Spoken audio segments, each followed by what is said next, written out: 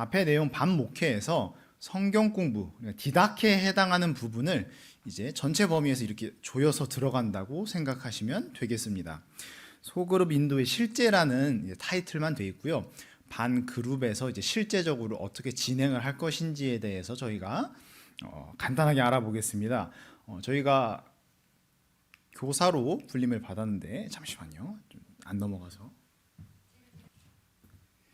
네, 교사가 사실은 좀 힘든 직분입니다. 왜냐하면 교사라는 자리가 기본적으로 첫 번째는 포기해야 될 부분이 많이 있습니다. 일단 자신의 시간도 포기해야 됩니다. 그리고 아이들을 돌보기 때문에 자기 자신보다는 우선권이 아이들에게 먼저 주어지게 됩니다.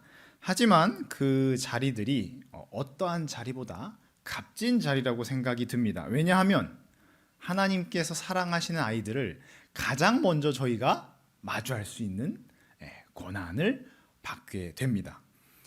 사랑하려면 같이 있어야 됩니다. 연애를 했을 때 특히 초반에 한 30분 보려고 3시간을 이렇게 대중교통을 타고 간 적이 있습니다. 제가 경기도 용인에서 그때 피아노 일을 했는데 지금의 아내가 경기도 일산 풍산역에 살고 있었습니다. 30분을 보려고 경기도 용인에서 지하철로 직선으로 올라갔다가 다시 용인으로 내려와서 반주를 하고 집은 또 저 금호동에 있습니다.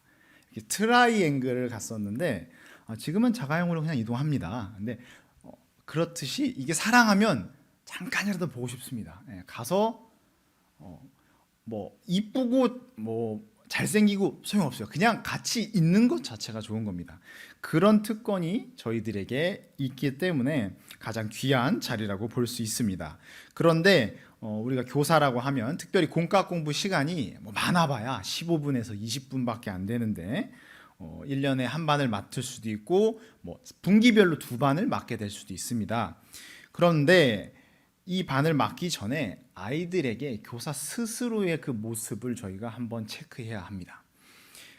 가정에서 보고 자란 것이 외부로 나왔을 때 자연스럽게 나오기 마련입니다. 물론 외부적 요인에 의해서 바뀔 수는 있습니다. 하지만 가정에서 본 것이 가장 먼저 첫 번째로 드러나는 모습이기에 아이들이 교사를 바라본 그 모습이 예배의 모습이 신앙의 모습이 아이들이 그대로 따라하게 될 확률이 높다고 볼 수 있는 것입니다. 물론 예외상들이 있겠으나 아이들과 함께하는 시간은 목회자 다음으로 여기 계신 교사 선생님들이 가장 많습니다. 그렇기 때문에 교사 스스로의 신앙의 모습, 예배를 준비하는 모습, 여러 가지 그러한 조건들을 우리가 먼저 갖추어 나가면서 이 소그룹 준비를 하시면 좋을 것 같습니다. 그렇다면 길어야 20분 정도 되는 시간을 어떻게 준비할 것인지 우리 간단한 이론적인 부분이랑 짧게 정리하면서 나가보겠습니다.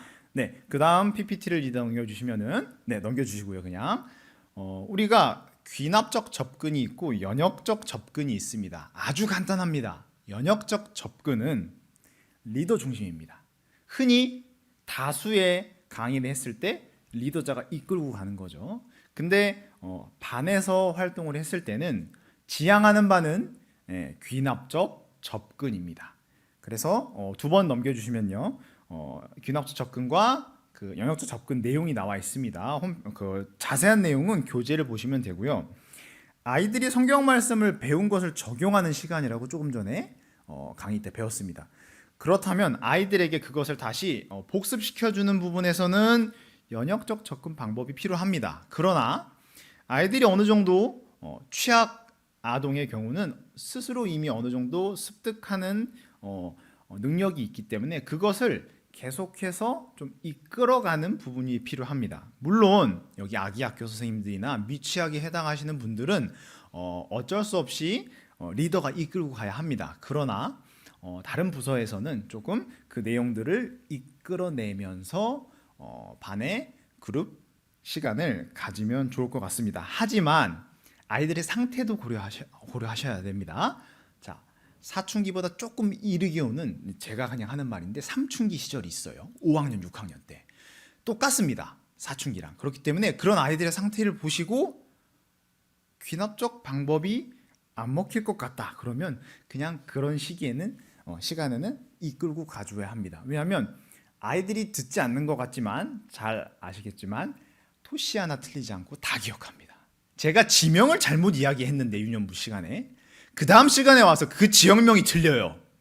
이 얘기를 들은 적이 있습니다. 수도 한번 잘못 얘기했다가 그 자리에서 그거 아닌데요? 정확하게 집어내더라고요. 네, 아이들이 똑똑합니다. 그렇기 때문에 이 두 가지 방법을 잘 활용하시되 아이들의 연령대별로 조금 교사 선생님들께서 준비를 해주시면 좋겠습니다. 그래서 에듀케이션을 알아보면 그 에듀카레라는 유래된 말에서 가지고 왔는데 쉽게 말하면 안에 있는 걸 끄집어내는 겁니다. 그래서 끄집어내서 우리가 배웠던 걸 그날 들었던 설교 말씀을 끄집어내서 다시 한번 반복하는 의미를 갖습니다. 그래서 그 공과 공부 활용의 준비에 필요한 것이 저 빈칸에 들어갈 말이 무엇이냐면 공과 공부는 준비는 질문을 준비하는 것입니다.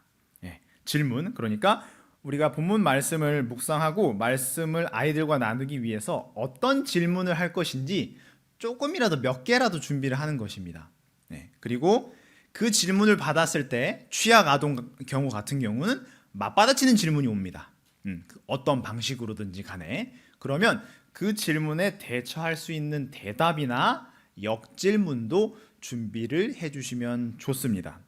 물론 이게 어려운 일입니다. 왜냐하면 그 부서에 어느 정도 연 계획 안에 설교 흐름이 나와야 됩니다. 예를 들어 구약부터 차근차근 가겠다. 신약부터 차근차근 가겠다. 그걸 알고 있는 가운데 질문을 준비하는 건데 보통 전날 공과 공부가 어떻게 진행됩니다. 이번 주의 설교 주제는 요셉입니다. 요셉의 성장입니다. 이렇게 알려줄 겁니다. 그러면 그걸 토대로 해서 예상 질문을 2개, 3개라도 준비를 하는 겁니다. 그냥 나 교회 좀 다녔고 이제 교사를 좀 어느 정도 몇 년 차가 됐으니까 그냥 가는 것이 아니라 예상 질문을 조금이라도 준비를 해가면 같은 상황이라도 준비에 따라서 보이는 게 달라지게 됩니다. 많이 아는 만큼 보인다는 말이 있듯이 그렇게 질문을 준비하면 되겠습니다. 그래서 그 다음에 우리는 질문에 대해 여러 가지 성격을 볼 겁니다. 굉장히 짧게 금방 넘어갈 수 있기 때문에 한번 보시면 열린 질문입니다. 닫힌 질문과 같이 사용을 할 건데 자신의 의견을 말할 수 있도록 질문을 하시는 겁니다. 그러니까 예 아니오가 나오게끔 질문을 하면 흐름이 끊기죠. 카톡을 할 때요. 질문을 하거나 이야기를 할 때 어떤 사람은 열심히 보내면 그래 아니 먹었어. 또 제가 막 만들어내서 문장을 보내죠. 아니 괜찮아. 이게 계속되면은 한쪽이 지치게 됩니다. 그래서 아이들에게도 최대한 조금 생각을 할 수 있게끔 그러한 질문들을 열린 질문을 해주시고 대신에 말씀을 복습할 때는 열린 질문을 하면 안 됩니다. 왜냐하면 열린 질문을 하는 경우 유년부만 그러는지 모르겠는데요. 집안의 얘기까지 나옵니다. 오늘 엄마가 7시 20분에 일어나서 늦었어요. 그냥 늦었다고 얘기하면 되는데 왜 엄마가 7시 20분에 일어났으며 전날 어떤 일이 있었는지 이건 친밀감이 생기면 이제 나옵니다. 그렇기 때문에 닫힌 질문을 중간에 효과적으로 섞어 주셔야 돼요. 그래서 진리에 관련된 질문, 이거는 말씀에 변함없는 하나님의 복음, 이런 부분에 대해서는 확실하게 아니다, 맞다라고 짚어주고 가면 좋습니다. 그리고 그 다음에 힌트를 주는 겁니다. 너무 헤맬 때 살짝 틈을 보여주는 것입니다. 대신 정답을 떠먹여주는 방식이 아니라 자기가 생각을 떠올리게 하게끔의 힌트를 주는 겁니다. 이것은 초등부부터 실제적으로는 가능할 것입니다. 왜냐하면 유년부까지는 아직은 언어 발달이나 아이들 발달 과정에 따라서 그 차이가 있기 때문에 힌트 부분은 조금 그렇게 체크를 해주시고요. 3번째 확인입니다. 아까 닫힌 질문을 잘 활용해달라고 말씀드렸는데 이 확인 작업에서 닫힌 질문을 하면 되는 것입니다. 중요한 것은 복음 말씀, 진리를 확인을 했습니다. 그럼 그 다음번에는 다시 열린 질문으로 이 말씀이 그러면 우리 친구들에게 어떻게 다가오는지, 아니면 실제적으로 우리가 나가서 예수님이 어려운 사람을 도와줄 거라고 했는데 친구들은 돈이 없는데 그럼 어떻게 할 수 있을까? 이렇게 열리게 질문을 해서 한 번이라도 생각을 하게 하는 겁니다. 어떻게든. 물론 몰라요. 이렇게 대답이 많이 나올 거예요. 그러면 그냥 또 다시 닫힌 질문으로 여러 가지 예시를 주면 됩니다. 그래서 가급적 대화를 계속 이어나가게끔 해야 아이들이 최대한 이러한 신학적인 질문, 성경적인 질문에 노출하는 것입니다. 아동의 시기는, 중고등학교는 좀 다르다 생각합니다. 아동의 시기까지는 신학 정립은 힘듭니다. 수많은 지식들이 공교육, 사교육을 통해서 들어오고 있는 현실에서 일주일에 한 번 1시간을 하나님의 말씀이 들어갈 수 있을 거라고 생각이 들까요? 물론 성령님이 역사하시면 가능합니다. 하지만 확률적으로는 쉽지 않습니다. 최대한 노출을 많이 시켜서 그 아이들의 중심이 흔들리지 않게끔만 해둔다면 그 이후에 중고등부 올라가서 교회 생활을 하다 보면 그 자리가 믿음으로 채워지고 성령님이 도와주실 겁니다. 그리고 네 번째는 추궁입니다. 자, 추궁이라는 단어를 그대로 받아들이지 마시고요. 따지는 게 아니라 아이들이 이해를 잘 할 수 있게끔 올바르게 대답할 수 있도록 잘 이렇게 도와준다고 생각하시면 됩니다. 길을 안내한다고 생각하시면 됩니다. 그리고 이어서 5번째가 이제 추궁이랑 비슷한데, 너무 밖으로 빠지면, 질문을 대답을 했는데요, 거기서 갑자기 그런데요 이렇게 하면서 이렇게 계속 주중에 자기 본인 스케줄까지 이렇게 가게끔, 그때는 살짝 방향을 바꿔서 그 얘기는 다 끝나고 우리 간식 먹을 때 할까? 아니면 집에 가서 할까? 아니면 전도사님 이따가 쉬고 있으니까 전도사님한테 가서 얘기해. 이것도 좋은 방법입니다. 왜냐하면 전도사님들은 그런 이야기를 받을 수 있습니다. 교사 선생님들은 역할이 있기 때문에 그 역할에 충실한 것도 중요하다고 봅니다. 6번째는 반응입니다. 질문에 대한 대답, 열린 질문에 대한 대답을 받고 있을 때에 범위를 조금 좁혀가면서 받는 것입니다.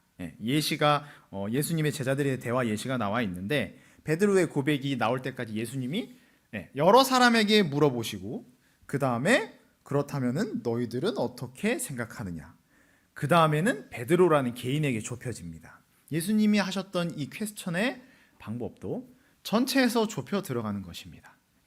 그만큼 이 질문이 중요하다는 것입니다. 그리고 7번째, 8번째, 9번째는 세 가지 다 굉장히 중요한데요. 동의하는 것은, 아이들에게 동의는 믿음을 줍니다. 그리고 이 선생님이 나를 인정해주고 나라는 존재를 인식을 해주는구나. 내가 살아있구나. 이렇게 느끼게 됩니다. 8번째, 칭찬은, 이거는 너무 잘 아시겠죠? 칭찬을 했을 때 그냥 잘했다가 보다는요, 앞에다가 조금 설명만 붙여주십시오. 글씨를 필사를 했다. 그러면 1학년인데 글씨를 너무 잘 쓰네. 아니면 전도사님, 각 부서 교육자를 팔아도 됩니다. 손주홍 전도사님 글씨 엄청 못 쓰는데 1학년인데 넌 너무 잘 쓴다. 전도사님보다 공부는 잘하겠네. 이렇게 해도 됩니다. 왜냐하면 칭찬이 습관화되면 되게 의미 없는 칭찬으로 변색될 수 있습니다. 구체적 칭찬을 통해서 그 아이들의 자존감을 높여주는 겁니다.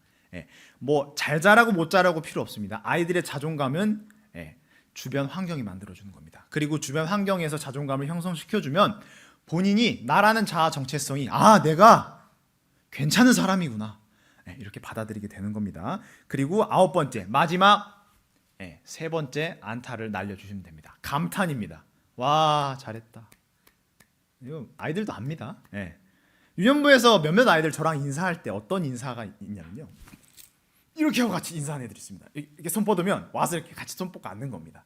그 정도로 아이들에게는 과장할 만큼 이건 조금 웃긴데라고 생각하지만 아이들은 그 정도에 더 좋아하고, 내가 가면 이 선생님은 어떠한 날에도 날씨가 좋건 날씨가 좋지 않았건, 내가 기분이 좋건 내가 기분이 좋았건 관계없이 나를 받아들여 주는구나, 나에 대한 감탄을 하는구나.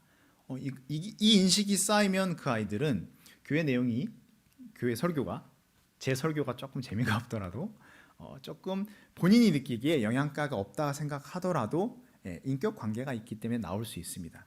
그리고 나머지 문제들은 그 차후에 우리가 준비를 해서 고쳐나가면 되는 것입니다. 그래서 동의, 칭찬, 감탄은 리뷰를 잘 해주는 겁니다. 저희가 맛집 가면 리뷰가 쫙 있죠. 죄송합니다. 리뷰를 잘 달아줘야 점수가 올라가듯이 우리의 점수도, 물론 우리가 점수 받으려고 교사를 하는 건 아니지만 아이들이 우리들에게 우리들 이름을 기억해 준다는 것은 그만큼 우리가 그 아이들을 인정해주고 동의해주고 감탄해줬기 때문에 그 아이들의 기억 속에 남아 있을 거라 생각이 듭니다. 마지막 10번째입니다. 순식간에 지나갔습니다. 요약입니다. 자, 요약은 우리가 요약을 해주면 그건 그냥 예전에 수학 개념 원리책 정리하듯이 그냥 정리하는 겁니다. 아이들의 언어를 빌려서 하십시오. 유년부면 유년부답게, 미취학이면 이런 대화가 안 될 테니까 촉감이나 아니면 그 아이들과의 관계나 이제 어느 정도의 스킨십이 가능하다면 다독이면서 아이들의 언어로 아니면 심상, 이미지를 요약해 주는 겁니다. 그래서 요약을 아이들의 것으로 결론을 지어주면서 반 그룹 성경 공부 소그룹을 마치면 좋을 것 같습니다. 지금까지 이야기한 것들이 사실은 이론적인 부분이라 이게 모두 다 적용되지는 않습니다. 그러나 우리가 이렇게만큼은 한번 준비를 해보자는 것입니다. 그리고 마지막 세 번째, 가장 힘든 것입니다. 세 번째 PPT 넘겨주시면 기다림입니다. 기다림. 가장 어렵습니다. 이것은 아이들만이 아니라 저희들도 힘듭니다. 왜냐하면 누워서 제가 유튜브 쇼츠를 살짝 틉니다. 혹은 인스타 릴스를 잠깐 틉니다. 그러면 30초에서 보통 1분 정도 남짓인데요.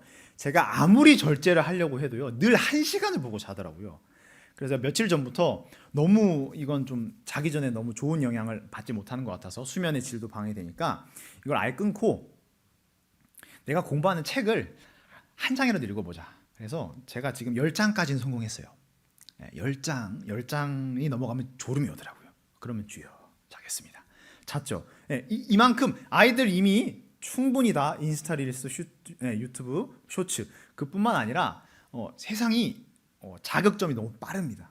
그때그때 바로바로 결과가 나오는 시대고, 뭐 사진 보셔서 아시겠지만, 여기 청년들 많아서 아시겠지만 결제만 하면 다 나옵니다. 보고서도 만들어주고 박사 논문까지 비슷하게 만들어낼 수 있습니다. 물론 카피킬러에 걸리니까 절대 그렇게 하지 마시고요. 그만큼 이 시대가 우리에게 요구하는 것은 빠르고 정확한 결과입니다. 기다림보다는 결과입니다. 그래서 우리가 이 기다려주는 것이 저희들도 훈련이 됩니다. 저희들도 인내 훈련되고 신앙의 훈련이 되고 아이들이 성장하는 그 기다림의 시간 또한 우리가 기다려줘야지 아무도 기다려주지 않습니다. 세상은 기다림이 없고 빨리 치고 올라가라고 이야기하기 때문에 아이들에게 이런 기다림의 자세를 우리가 먼저 아까 교사 스스로 모습을 보여주시듯이 이렇게 보여주었으면 좋겠습니다. 그래서 질문에 대한 답을 기다리는 것만이 아니라 신앙 습관, 신앙의 성장을 우리가 기다리는 것도 필요한 것입니다. 그리고 그것이 우리가 하는 사랑의 방법 중 하나인 인내의 사랑의 방법입니다. 예수님도 그렇게 사랑을 표현하고 계십니다. 아마 지금까지 한 내용을 가지고 미취학, 취학 여러 가지 부서에서 하다 보면 뭐 매뉴얼대로 절대 되지 않습니다. 매뉴얼대로 된다면은 뭐 모두가 다 일타 강사이며 모두가 다 좋은 교사가 되겠죠. 하지만 우리들이 이렇게 교사의 길을 걸어가는 이유는 이렇게나마 질문 하나를 준비하고 아이들의 그 하나의 반응에 우리가 감탄하며 이런 것을 쌓아갔을 때 그 아이들의 변화의 출발점이 우리들의 부서에서 우리들의 그 시간에서 나올 수 있게 된다는 것입니다.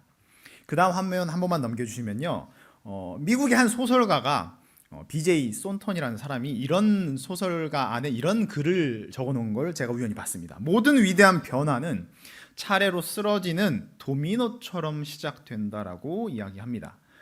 도미노 처음 요 시작 버튼 하나 누르면은 와르르 무너집니다. 근데 그거 완성하기까지는 수도 없이 실패하고 너 때문에 또 넘어졌어 싸우고 뭐 안 봐! 너 이제 내 친구 아니야 막 이렇게 싸우기도 합니다.